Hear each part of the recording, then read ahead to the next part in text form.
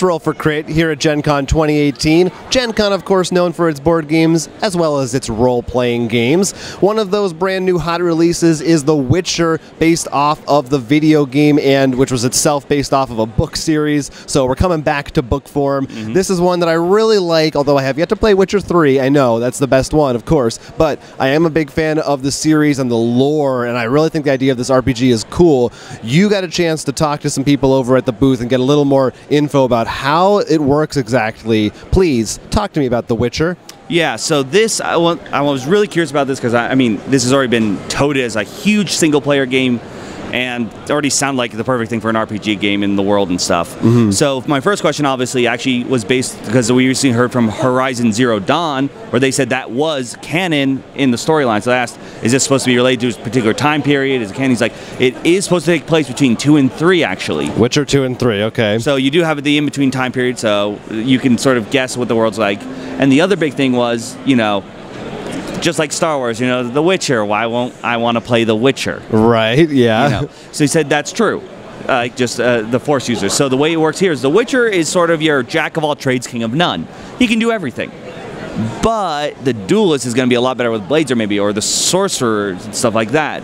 So there is that. Do I want to? I can do a little bit of everything, but if I really want to do that peak performance, cool stuff, you know, you're going to have to choose a different class. I'm trying to think in my head. I'm like, yeah, the dwarves are cool. And well, that's another thing. Yeah. They didn't want to, you know, they know a lot of people might be picking this up straight from the video game market, not from the RPG market.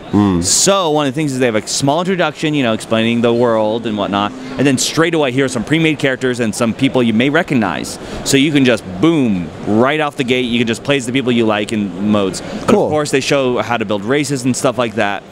But it looked really cool with all this stuff, and it's a hardcover book, which is really cool. But as you said, this is actually not the first sort of book that CD Projekt Red has been basing their stuff on. We know E3, one of the biggest things everyone was excited about was their new Cyberpunk game, and these guys are covering that too. You see, the Cyberpunk was based on an original RPG, Cyberpunk 2020, and the video game is 79, I think? 77, I think. 77. So they're releasing the 20 book right now, 2020, and they said starting what they're thinking about Q4, possibly in, but they are working with them to make a new Cyberpunk one that actually will gap the in-between year. So the technology upgrades and all that kind of stuff, which to me sounds really cool, especially like when the game comes out, they're like, oh, we'll get this so we can build up and learn it. You know, it's like get the hype going. No, that's very exciting. That sounds very fun. They also mentioned to me that they are working on some other projects. They couldn't tell me too much with CD Projekt Red, which of course, really exciting because I feel like CD Projekt Red has always been like, I don't think anyone has anything bad to say about them. So knowing that they're working hand in hand with this RPG company, you know, is very exciting to me. They have a pretty good track record. I didn't look too much, but I kind of flipped through some pages from the Witcher core rulebook, and it does seem like, I don't know, just in general, the fonts looked like a little bigger, looked a little friendlier than a D&D or Pathfinder book. Yeah, you know? like I said in the earlier, I do think they wanted to make sure that this wasn't something like, okay, this is only for the hardest core, you know, RPG fans. They wanted the video game crowd to be able to come in here too. But they also, I think they also understood from looking through the book, it's not like, you know, if just because I played the Witcher 3 game doesn't mean I can't read a book. So they wanted to make it so you could jump in without the experience of knowing how to build a character really fast, so you could get to the fun early on. But it still has that stuff, so you could still be the Witcher and be really cool.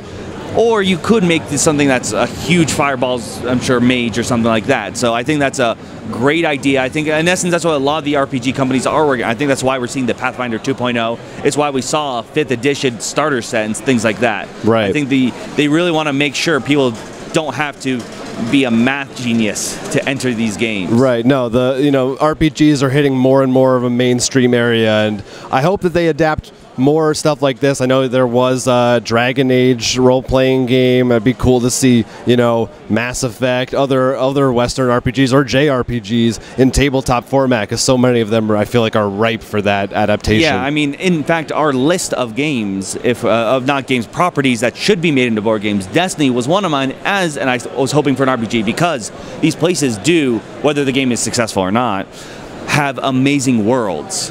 And I mean, that's just ripe for the picking for an RPG, and they're taking advantage of it right now. Yeah, so The Witcher, I'm excited. I hope we get a chance to try it out and maybe give you our thoughts on how it actually plays. Like and subscribe for more Gen Con 2018 coverage. And enter our contest for a chance to win some Gen Con games in the description down below.